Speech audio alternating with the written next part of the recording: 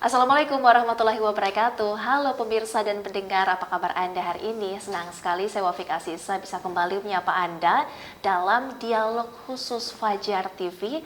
Saat ini kami bersama dengan tim Fajar TV berada di kantor perwakilan wilayah Bank Indonesia. Pemirsa dan pendengar, talk show kali ini merupakan rangkaian dari acara pertemuan tahunan Bank Indonesia atau PTBI yang telah dilaksanakan 30 November 2022 lalu. Saya Wafik Asisa akan mengajak Anda untuk berdiskusi tentang prospek perekonomian Indonesia dan juga Sulawesi Selatan serta arah baruan kebijakan Bank Indonesia di tahun 2023 nanti dan bagaimana implementasinya di Sulawesi Selatan. Tapi sebelum itu pemirsa dan pendengar, saya ingin mengajak Anda untuk menyimak data berikut ini di tengah gejolak ekonomi global. Ekonomi Indonesia ternyata tetap survive, bahkan prospeknya baik. Jadi Bank Indonesia memperkirakan pertumbuhan ekonomi Indonesia tahun 2023 tetap kuat di kisaran 4,5 hingga 5,3% year on year dan akan terus meningkat menjadi 4,7 hingga 5,5% year on year di tahun 2024 nanti. Hal ini tentunya didukung oleh konsumsi swasta, investasi, dan juga kinerja ekspor yang tetap kuat di tengah pertumbuhan ekonomi global yang melambat.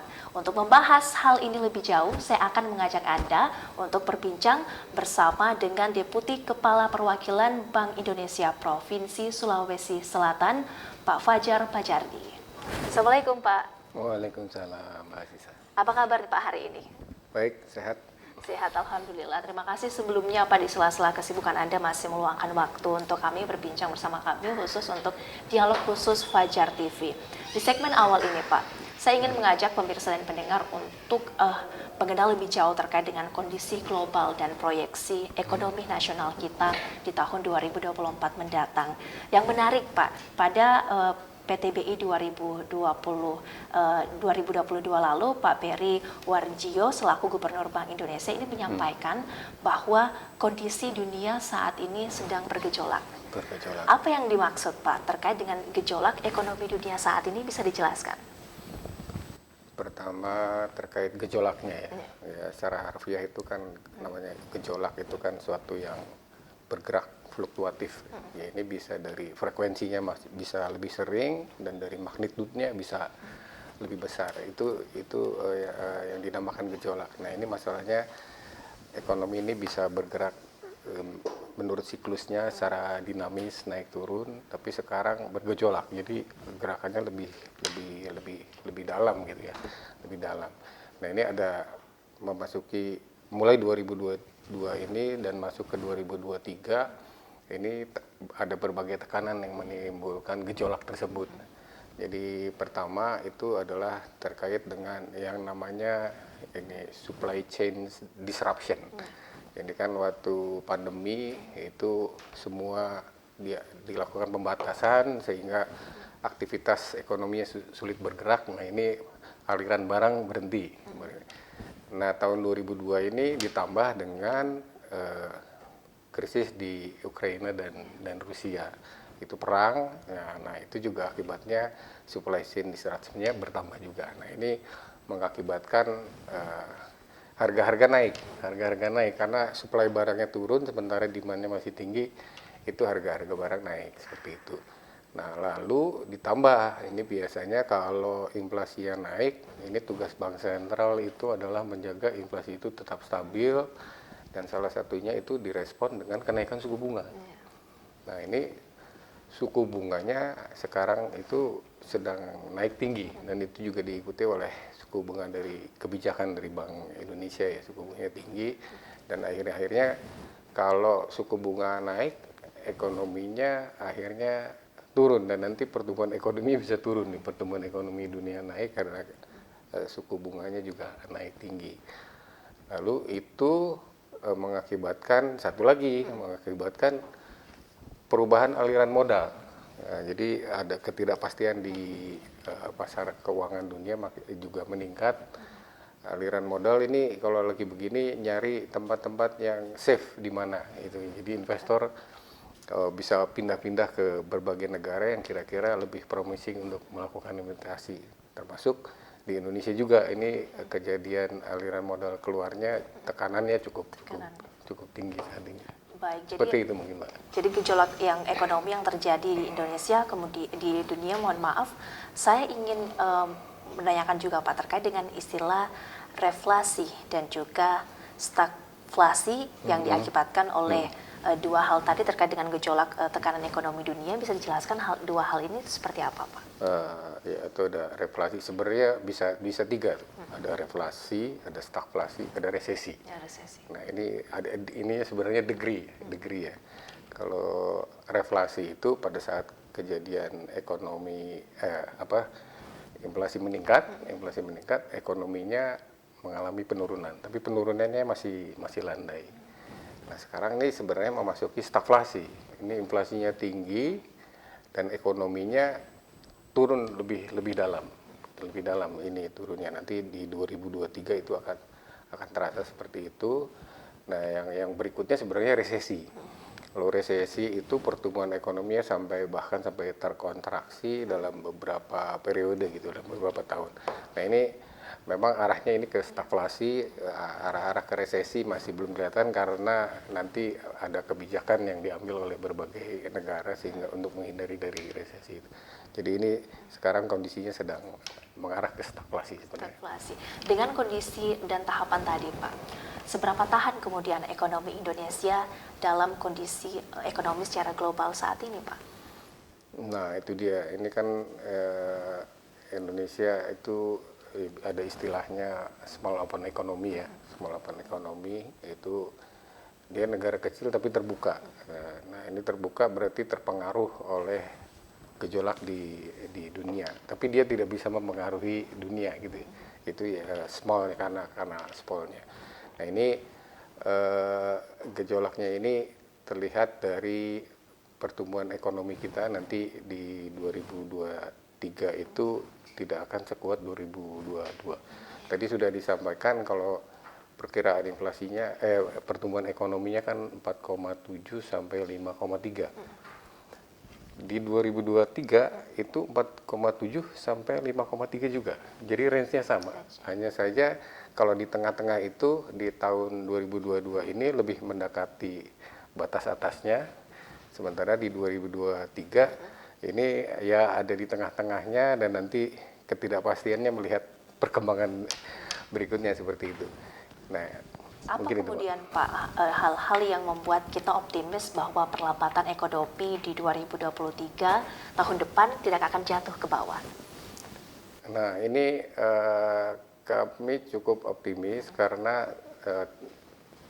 dampaknya mungkin tidak akan sebesar di negara maju atau negara berkembang lainnya. Di Indonesia masih cukup bertahan. Pertama mungkin karena ekspornya, yang terpengaruh pertama pasti ekspornya. Ekspornya turun, namun juga itu tidak akan turun dalam karena Indonesia ekspor utamanya kan masih SDA ya, dari sumber daya alam, which is itu nanti walaupun turun tapi permintaan dunianya masih cukup ada, jadi turunnya tidak begitu dalam.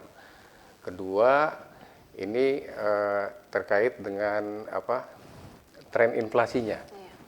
Inflasi itu tahun depan sudah akan menurun karena harga-harga komoditas dunia juga sudah mulai melandai. Ini naik tingginya di tahun ini, sementara di tahun depan itu tidak meningkat lagi, akhirnya juga inflasinya akan turun. Nah, ini juga nanti berdampak ke daya beli masyarakat yang masih bisa diperbaiki lah, tidak menurun terus seperti itu.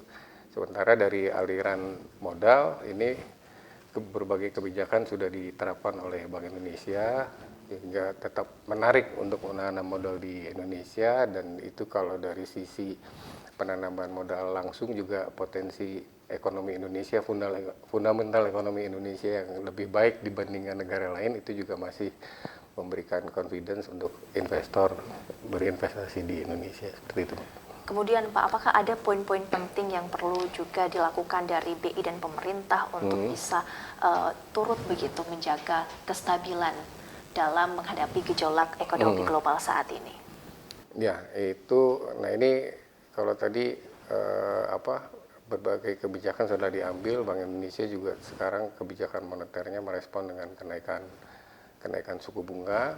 Nah, dari kebijakan lainnya sebenarnya mengharapkan pertumbuhan ekonomi tetap turun.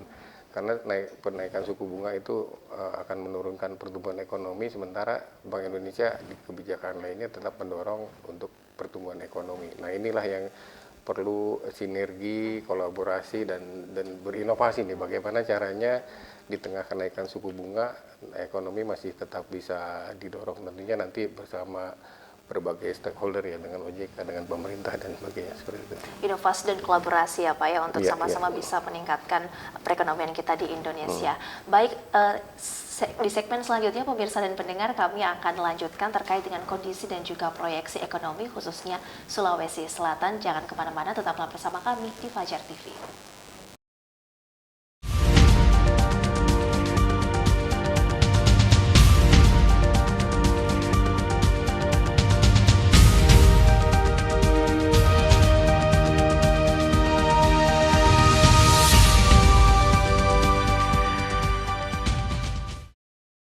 Anda kembali menyaksikan dialog khusus bersama saya Wafik Asisa. Pemirsa dan pendengar, saya akan lanjut berbincang bersama Deputi Kepala Perwakilan Bank Indonesia Provinsi Sulawesi Selatan, Pak Fajar Majardi.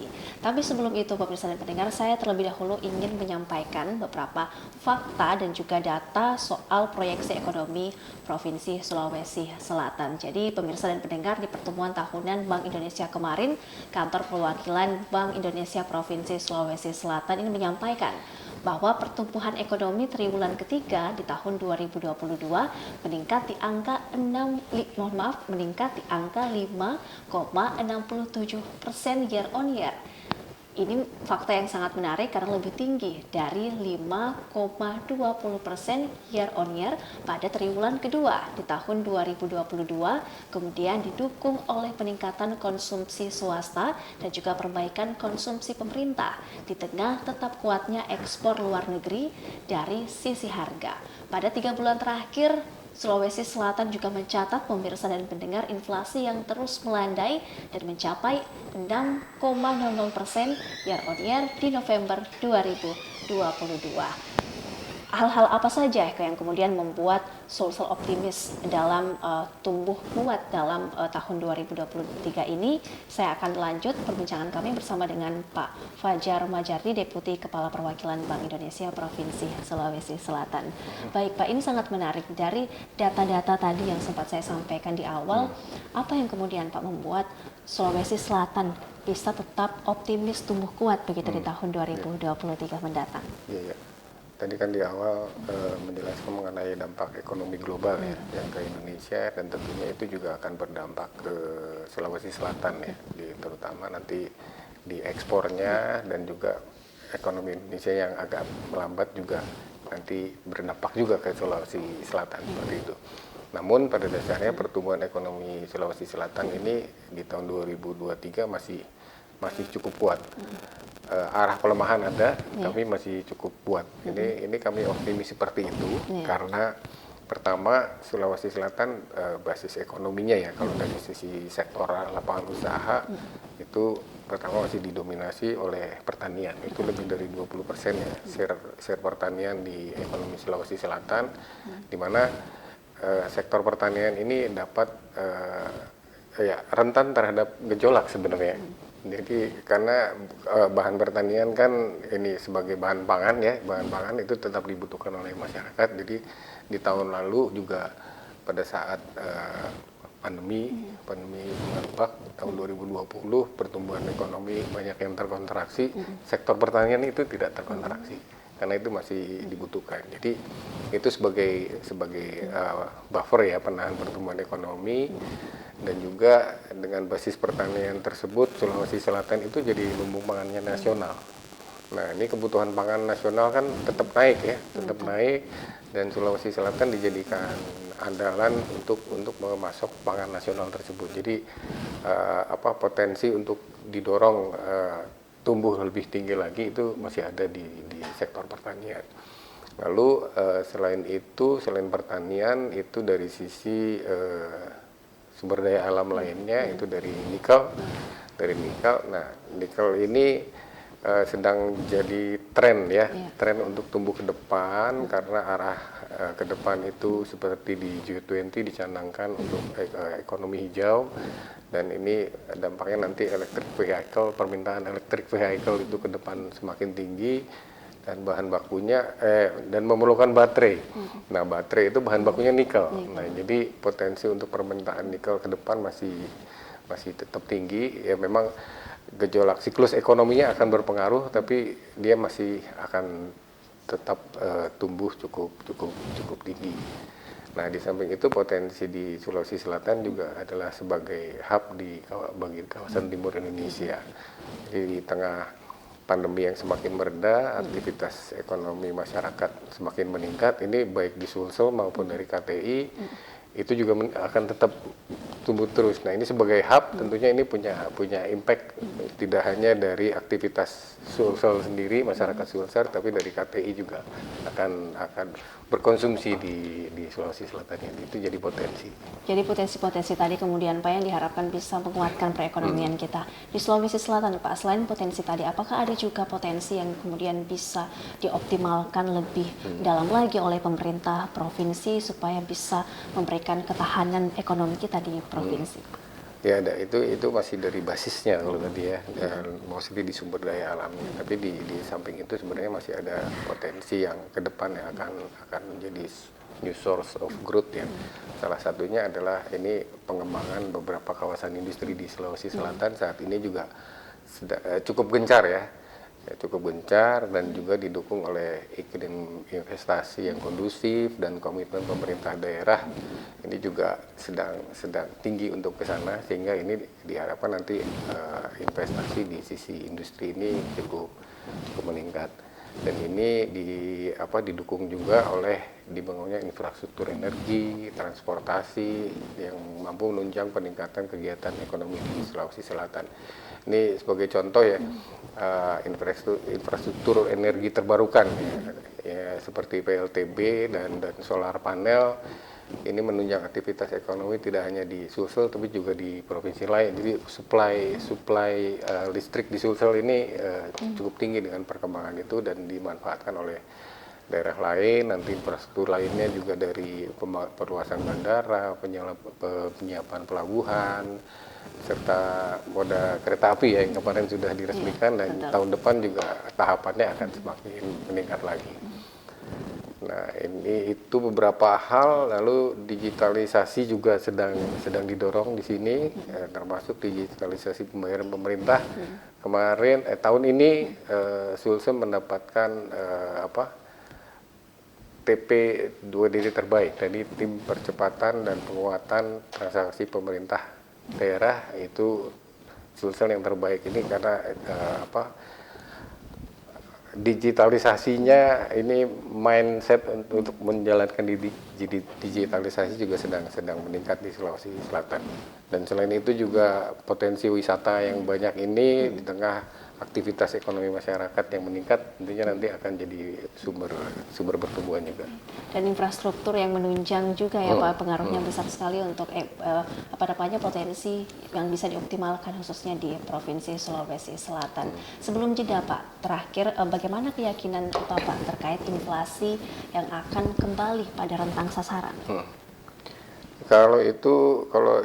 Kenapa inflasi akan kembali ke rentang sasaran? Karena kita lihat dari sumber tekanan inflasinya ya. Pertama di tahun 2022 itu terjadi kenaikan harga komoditas global, dan itu menyebabkan imported inflation ya. Di Sulawesi Selatan itu harga BBM naik, harga minyak goreng naik, harga bahan baku buat produksi tepung naik, nah seperti itu.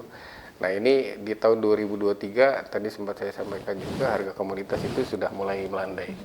Jadi tekanan imported inflation itu akan meredah di 2023. Lalu juga kalau dari sisi domestiknya gejolak harga pangan yang potensinya masih tetap tinggi ini sudah mulai diatasi juga dengan berbagai program. Nanti kerjasama antar daerah juga ditingkatkan untuk saling mensuplai surplus surplus bahan pangannya ke daerah lain yang defisit.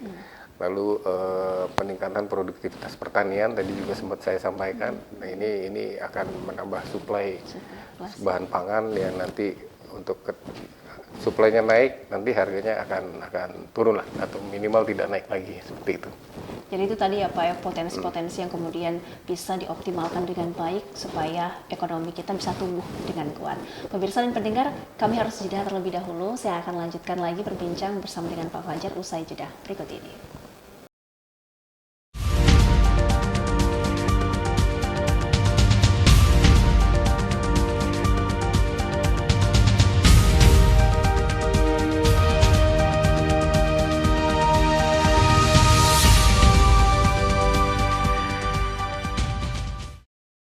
Dialog khusus kami lanjutkan kembali pemirsa dan pendengar. Pemirsa dan pendengar, pertemuan tahunan Bank Indonesia 2022 pada 30 November 2022 lalu mengangkat tema sinergi dan inovasi dalam memperkuat ketahanan dan kebangkitan menuju Indonesia maju. Merupakan tema yang sangat menarik sekali untuk memperkuat ketahanan ekonomi kita khususnya di Provinsi Sulawesi Selatan. Baik Pak Fajar, ini sangat-sangat menarik sekali temanya. Yang ingin saya tanyakan kemudian Pak, bagaimana kebijakan Bank Indonesia sendiri dengan tema dari PTBI 2022 kemarin agar bisa sejalan dan juga mendukung begitu optimisme kuatnya ekonomi dan terkendalinya inflasi tahun depan. Silakan. Ya. Ini tentunya terkait dengan tadi ya perkembangan ekonominya ya 2022 dan arah 2023 seperti apa tadi seperti disampaikan. Nah, intinya Bank Indonesia itu tetap ingin menjaga stabilitas perekonomian. Jadi di samping menjaga stabilitas ekonomi juga tetap ingin mendorong pertumbuhan ekonomi. Jadi dua-duanya itu tetap dijalankan. Jadi sebagaimana tadi kebijakan moneter itu meningkat, itu bisa meredam pertumbuhan ekonomi, namun di sisi kebijakan lainnya itu bisa mendorong ekonomi. Jadi ada 5 fokus utama sebenarnya. Jadi sinergi dan sinergi kebijakan moneter dengan kebijakan di daerah, nanti bagaimana itu bisa dijalankan. Lalu di samping itu yang lainnya untuk pro growth, untuk mendorong pertumbuhan ekonomi. Jadi ada reformasi sektorial dijalankan, lalu ada pendalaman pasar keuangan dan efisiensi di pasar keuangan, lalu juga mendorong digitalisasi untuk efisiensi ekonomi, dan untuk kedepannya lagi juga mendorong green economy. Jadi tujuan utamanya itu tetap menjaga stabilitas moneter, nilai tukar dan inflasi itu tetap dijaga. Sementara suku bunga yang tinggi itu juga diharapkan masih bisa didorong pertumbuhan kreditnya. Jadi di sisi kebijakan makro prudensial diharapkan perbankan tetap bisa menyalurkan pembiayaannya, karena pembiayaan adalah hal yang dibutuhkan oleh dunia usaha ya untuk terus bertumbuh ya. Lalu di sisi lain kebijakan sistem pembayaran dan digitalisasi untuk efisiensi ekonomi juga bersifat pro growth. Jadi dengan digitalisasi tentunya nanti ekonomi lebih berjalan lagi, dan di pasar keuangan juga didorong pendalaman pasarnya untuk menciptakan instrumen-instrumen baru untuk instrumen pembiayaan baru buat dunia usaha. Dan lebih dari itu lagi didorong inklusi ekonomi. Jadi yang didorong juga dari sektor UMKM-nya, karena mereka yang paling banyak menyerap tenaga kerja. Jadi di situ tetap ada pengetatan di moneter, tapi di sisi lainnya itu pelonggaran sebenarnya mengakomodasi pertumbuhan ekonomi seperti itu. Jadi kebijakan-kebijakan tadi yang kemudian diterapkan untuk bisa menjaga kestabilan moneter kita khususnya di ekonomi Indonesia. Bagaimana kemudian Pak implementasi sinergi kebijakan tadi ke tingkat daerah khususnya Sulawesi Selatan? Nah ini kalau tentunya kebijakan di daerah itu mendukung yang ditetapkan oleh pusat ya. Tadi seperti kebijakan moneter itu arahnya itu untuk meredam peningkatan inflasi, itu dari sisi moneternya ya, dari sisi demand-nya. Sementara di daerah bergerak dari sisi supply-nya. Dari sisi supply-nya di daerah itu ada TPID, tim pengendalian inflasi daerah. Nah ini di semua daerah ada itu, dan program-programnya juga semakin diketatkan lagi, didukung dengan gerakan nasional pengendalian inflasi pangan di semua daerah untuk mengendalikan inflasi. Lalu di sisi lain juga kebijakannya untuk mendukung pertumbuhan UMKM di berbagai sektor ini, karena tadi menyerap tenaga kerja yang banyak, jadi program-program di kantor-kantor Bank Indonesia juga itu banyak program untuk pengembangan UMKM, dari pembinaan baik dari sisi produksi, pemasaran maupun akses pembiayaannya. Ini tidak hanya Bank Indonesia sendiri, tentunya ini berkolaborasi juga dengan stakeholder lainnya. Dan juga di sisi investasi ini di Sulawesi Selatan juga sudah dibentuk forum Pinisi Sultan itu untuk percepatan investasi dan perdagangan. Di dalamnya itu selain membantu pemerintah daerah menyiapkan IPRO, namanya IPRO itu Investment Project Ready to Offer. Untuk investor. Jadi untuk investor. Jadi kalau menawarkan tuh harus investasi yang sudah ready to offer. Nah itu perlu pelajaran tersendiri, jadi kapasitinya ditingkatkan untuk bisa menghasilkan iPro tadi, dan juga kami membantu mempromosikan proyek-proyek investasi itu ke investor di luar negeri. Nah dari sisi digital ya tentunya ini di daerah juga terus didorong. Jadi kalau di inflasi itu ada TPID, kalau untuk mendorong digital itu TP2DD tadi, tim percepatan dan penguatan digitalisasi daerah, seperti itu. Nanti untuk mendorong pembiayaan ke UMKM itu ada tim TPAKD, tim percepatan akses keuangan daerah. Nah ini jadi sudah banyak tim-tim yang dibentuk untuk membantu ini implementasi kebijakan yang di pusat. Jadi betul-betul ada target-target capaian ya Pak ya, khususnya di Sulawesi Selatan dari segi investasi, perdagangan, inflasi, keuangan digital. Jadi betul-betul BI dan stakeholder saling berkolaborasi untuk bisa menjaga ketahanan ekonomi kita khususnya di Provinsi Sulawesi Selatan begitu. Baik Pak, untuk terakhir nih closing statement Anda, bisa diberikan himbauan ataupun juga pemahaman kepada masyarakat seputar optimisme ekonomi kita di Sulawesi Selatan, karena ketika banyak isu resesi yang beredar nih Pak, banyak juga masyarakat yang punya kekhawatiran lebih soal resesi. Bisa diberikan pemahamannya Pak? Iya, baik. Memang saat ini cukup deras ya informasi mengenai gejolak ekonomi global, bahkan informasinya akan resesi dunia gitu kan, seperti itu. Itu ada tadi sempat kami sampaikan, memang ada arah ke stagflasi, namun tidak sampai ke resesi. Nah itu di satu sisi memang akan berdampak ke Indonesia dan Sulawesi Selatan juga, terutama dari sisi ekspornya. Namun tadi juga disampaikan kita masih perlu tetap optimis karena potensi ekonomi Sulawesi Selatan juga masih bisa tetap tumbuh tinggi ke depan. Jadi untuk potensi resesi stagflasi dunia yang ada itu kita tetap harus waspada, namun kita harus tetap optimis pertumbuhan ekonomi Sulawesi Selatan masih tetap bisa tumbuh tinggi. Waspada dan optimis untuk ketahanan dan kebangkitan ekonomi kita ya Pak ya, untuk Provinsi Sulawesi Selatan. Sebelumnya terima kasih banyak Pak Fajar sudah meluangkan waktunya untuk berbincang bersama kami. Semoga kedepannya makin banyak masyarakat juga yang bisa paham nih seputar bagaimana pemulihan ekonomi kita dan juga kebangkitan ekonomi di Provinsi Sulawesi Selatan. Terima kasih sekali lagi Pak Fajar. Terima kasih juga untuk Anda pemirsa dan pendengar sudah menyaksikan dialog khusus Fajar TV.